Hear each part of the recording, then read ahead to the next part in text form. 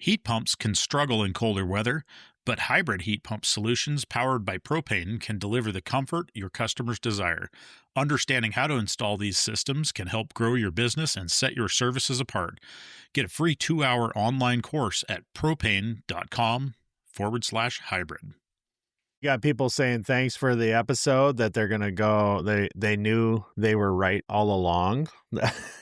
That's kind of a couple comments that say the same thing. Like, yep, I knew this. I knew I was right all along. Thank you. That's basically what they're saying. I'm glad to understand that we've become the voice of reason. Yeah. Squeezing my squishy balls. All right, Andy. Welcome to the Make Trades Great Again podcast. Friends, pals, lovers. Andy Mickelson, Eric Ani. That is me. I'm Eric. That's my first time ever saying that. It's a new intro, by the way. That's right. So Andy, one of our recent episodes has generated a good amount of feedback, all very positive, I believe, and interesting too. Some nice takes on the topic of, ready, drum roll, please. Yeah. Eric hates combi boilers. That's right. And just in the interest of keeping the title short, that's what we landed on. But I would also say that Andy also hates combi boilers. It's just too long of a YouTube title. Yeah. And according to some of the comments on the various platforms, that we are not alone. Yeah. Yeah. No, there's been the type of feedback I would call reassurance, like, right. We're not alone. You are talking about what, you're singing the praises of my people. Exactly. Exactly. Yeah. We are not alone on this island. Yeah. So if you haven't heard it, it's a recent episode. We put out, obviously we put out audio episodes if you're on Spotify or Apple Podcasts or something like that. And then if it's not obvious to you, those of you not watching us on YouTube, but you can do that too. And so we got some good comments on pretty much everywhere, like the overall feedback has been interesting though, to see people totally agree with us for once. Right. Exactly. I feel like you're the more agreeable person though. I feel like I get a little over the top when I start ranting about how I think people need to do things the way I think they need to be done. But it is, I guess I keep going about this. I just touched that people agreed with my passion. That's right. Yeah. I've talked to a couple people here locally about the episode, and I've gotten the same sentiment, but I've also had the same questions that we've had from a few of the listeners that are like, I mean, isn't there a good application for them though? And I think we need to be clear. Yes, there absolutely is a good application for them. Yeah. And do they work? They very certainly work. And are they reliable? Yeah. They sure are. Are they, do they have all the I guess the issues that we mentioned in the episode? They sure do. We didn't make that up. Right. So it's just my personal preference. And I'm sure there are a number of manufacturers out there that are probably like, you dicks, like, what are you doing here? But on the reality of it, I mean, it's not untrue. And I don't know. We'll get into the comments in a second here real quick. Yeah. I just want to, because I'm curious. Yeah. You said, do they work? And we absolutely both agree that they do. And should they be used fantastically in the right scenario? Yeah. You have one in your shop. Yeah. Give me like 2 or 3 examples you think make sense for the use of a combi boiler. Compact housing. We have a number of buildings here or developments here in Missoula that are like townhomes. So like 2 single family owned homes that are attached, or 3, 4, or 5 of them in a row, right? Yep. Each one of them has their own utilities. They don't share a heating unit. They have, let's say, 1,000 square feet of floor space or maybe 1,500, they're all generally 1,500 or less. Yep. And probably 2 bathrooms. Right. Kitchen. So they don't have a huge hot water load, but they need hot water. They need 2 gallons a minute. Yeah. And they have no free closets for a mechanical room. There you go. So space savings, Yep. cutting from 2 appliances into 1. Yep. And Perfectly makes sense. that's, I mean, those have been some of our pain points too. It's because how do we make this better, right? We've been through a few of those manufacturers. I won't drag them through the mud anymore here today. That we've had significant issues with heat exchanger failures and, very short lives, 3 to 5 years type thing, where they're being replaced under warranty. To one of them just recently, the second unit replaced under warranty. Yeah. Because the first one died, we put the same model back in, and then promptly after that model was installed, they discontinued it. And that one also made it 3 years and failed. And so now the homeowner is at year 6 of the house, and they're on their 3rd boiler. That's crazy. 6-year-old house. Right? Now, I mean, is that the norm? No, that's not all No. combis. But No, but the dreaded, and I mean this, the dreaded 3-way valve, right? So there are components that are prone to failure, and especially given their application. And so that's a good example. Yep. Compact housing, not large loads. Give me one more. Something like your shop. Okay. You don't need hot water all the time. When do you need hot water? Occasionally. Rarely. Like once a Let's week. say that much. Maybe. Yeah. Sure. Right? And in that case, that's a tankless water heater, and it's ideal. If you had a 40-gallon indirect out there, that boiler's going to run every single day to do maintenance. Just to maintain. Yep. Yeah. Just maintenance heat. And it's going to keep it warm. It's like we were talking in the last episode. Well, I might find a little compact unit here, indirect to put in with the Viessmann heat pump. Right. And then I'm like thinking in my mind, like, I want to put it on a toggle switch so that when I come out to the shop and I'm like, oh, I might wash the van in 20 minutes. I can turn the switch on and have a tank of hot water in 20 minutes and do my thing. Right. Yeah. Is that realistic? Rather than maintain it. Okay. Exactly. Yep. So there's things like that you kind of go, oh, that might be kind of cool. Well, this is a comment that comes in when we talk about combi boilers. Regardless, even it might be a little adjacent to the first points we're making on application, but this one says, "I'm not a plumber." This is on YouTube on the video, but my issue is shared failure domain. If my combi fails, now I have no hot water and no heat. If I have no secondary system like a mini split or furnace, and this happens during the winter, it is now an emergency. If I separate these two, now water heater failure sucks, but it's not nearly the emergency no heat is.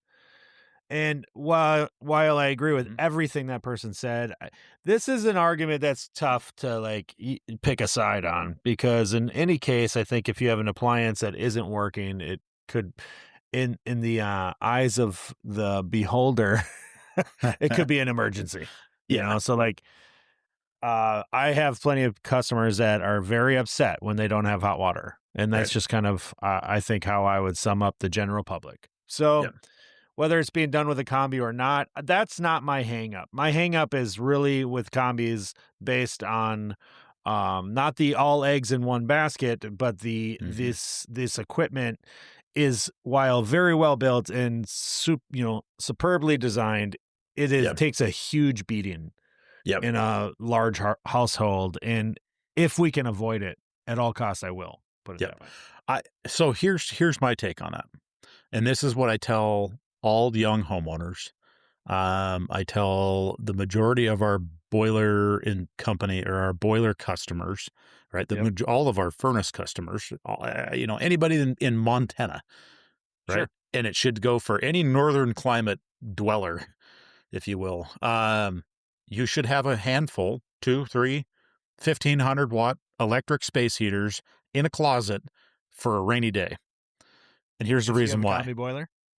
No, shit happens. Oh, okay. Right? Boilers break down. Yep. Do they? Yep, I got they sure do. I got you. I see. You should have a backup. Do you have a gas fireplace? If not, have a couple of space heaters. If you have a gas fireplace and it's in your basement, you're probably okay. Right? You don't necessarily need that. You can heat that you can crank that gas fireplace up and have it doing something.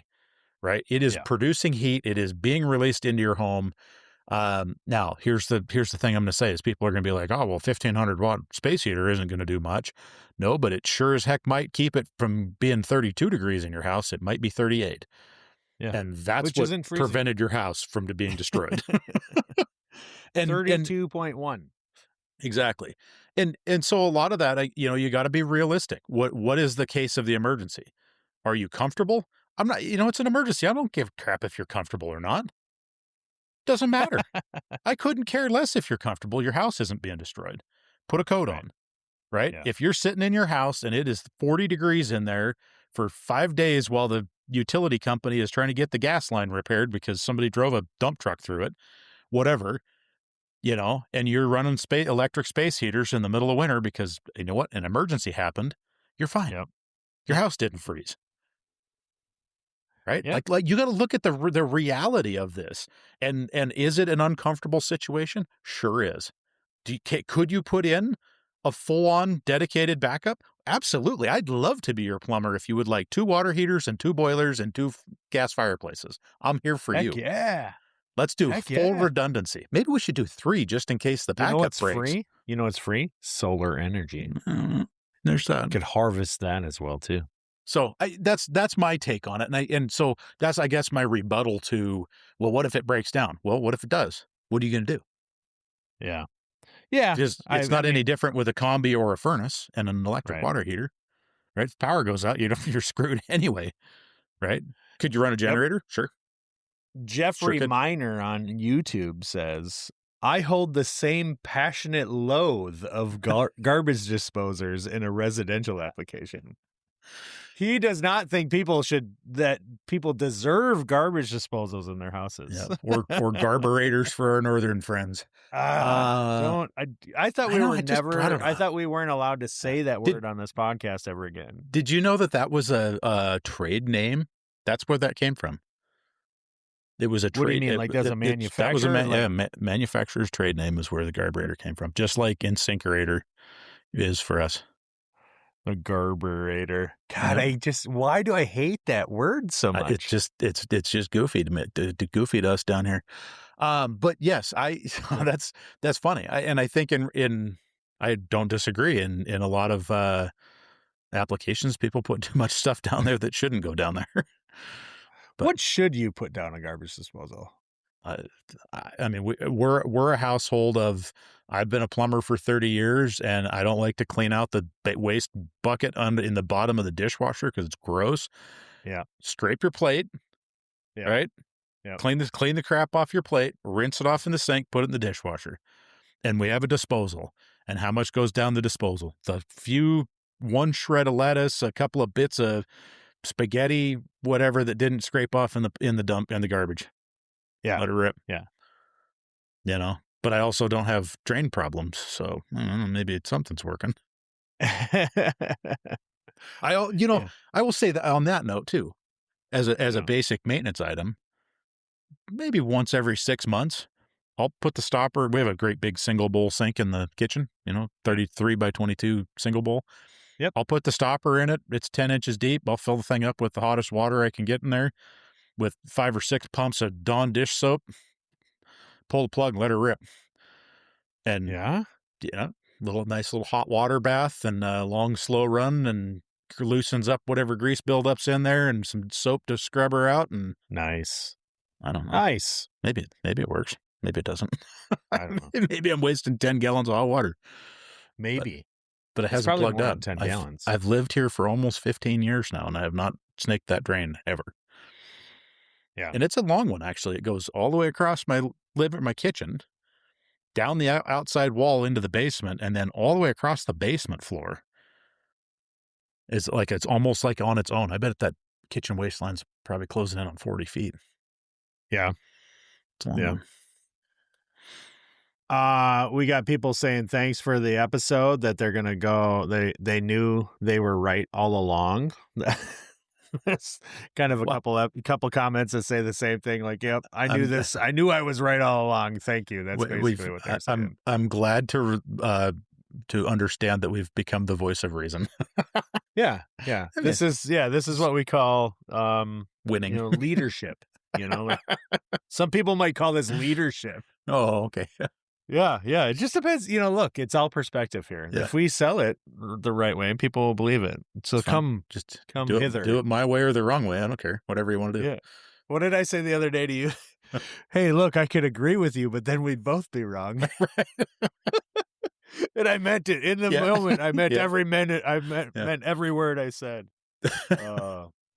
No, I got some comments over on social too, and they're basically the same thing. One of the got a bunch of messages in the DMs over on Instagram saying like, "Hey, my boss only wants us to do combis because then we don't service anything. So, but it's easy to sell to the builder kind of deal." And I was like, "Gosh, I hate that outlook." Like, I get it. And I read that comment as well, and he said, I've been learning a little bit more about this and a little bit more about that, and I will go back to a John Barba comment, and it's something that I've kind of hung up as it's a really good life lesson, is to just learn about what it is you're doing, right? And the comment is, I'm gonna see if I can screw it up. This is like the Chris Farley, you can stick a head in a butcher's, ass or whatever. You can get a good look at a T-bone steak by sticking your head up a butcher's ass. A bull's ass. A bull's ass. Wait. Yeah. But bull. Yeah, that'd be your bull. But the comment is, those who know why, or those who know how will always work for those who know how or why, right? So understand the why. See, and I told you I was going to screw it up. No, it's all right. It's okay. But the concept is that if you know how to do this job, right, but you don't know why, it's going to be really tough to be the guy in charge or to understand why those decisions are being made. And well, you're going to miss the right decisions more often than not. Yeah. So I think that, this conversation is just about that, is understand why do we dislike these? And it's not because they're easy to sell and they work really well. Right. That's we're not saying that they don't work. We're just saying that they seem to be more problematic in a real world scenario in the wrong application. Mm-hmm. Yeah. Yep. Yeah. Yeah. And that's not to say that there aren't some good combi boilers out there. Sure. I'm not the biggest fan of the one that's in my shop. I mean, I love the boiler. Right. I love the boiler. Yeah. You have a 120? I have a B1K 120? Correct. Yep. The problem, and you've brought it up many times, and it was in the episode, and this is something that I think it should be listened to closely for those that are working in hydronics. On the heating side with a combi, for radiant, let's just say radiant, okay, sure. Radiant floor, concrete slab, radiant floor. On the heating side, you are always going to be oversized with the combi. It's never, unless you're using a 120,000 BTU combi to make, to heat 10,000 square feet of concrete slab, which I know you are not, then there's just almost no scenario I can think of in a modest design house in a heating climate where you're not going to be oversized with the boiler. Yeah. So that should be important to people who understand what I'm saying. While you were talking about that, I was like, I'm just out of curiosity, what's the rule of thumb math say? Right. A lot of thumb. Yeah. Somebody's like, a lot of people will be like, well, 25 BTU is a square foot. Right. Well, which is super high. FYI, it's like if you pull out windows and take the roof off. Wait, are you going to insulate this place? Right. Man. But if you did that, right, let's say that you had the 25 BTU per square foot house. How many square feet of home could you heat with a combi boiler that could produce 5.5 gallons a minute of domestic hot water in a northern climate? How many square foot a house? 5.5 gallons domestic? That's a 199 boiler, right? Okay. Yep. How many square feet is that? How many square feet is on the 25? On the 25 rule. 25 BTUs per square feet? Yeah. Square foot? Yeah. 2,000 square feet, right? 8,000 square foot house. Square feet. Oh my God. What? Yeah, 7,960 BTUs or square feet at 25 BTUs a square foot is 199,000 BTUs. So Oh just throw my that in your pipe gosh. and smoke it, because no house, right, that's 8,000 square feet only needs 5 gallons a minute. Because guess what? That house probably got 5 bathrooms in it, and one of them's a man wash. Well, and also then now And your 2 combi's not the laundries right- and yeah. Right.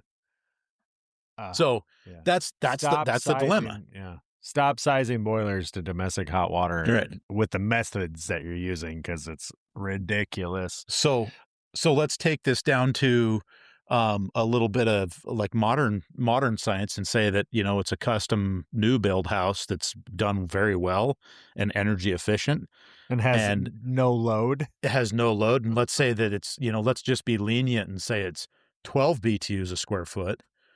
You could have a 16,500 square foot home Yeah. being heated with that 199,000 BTU load.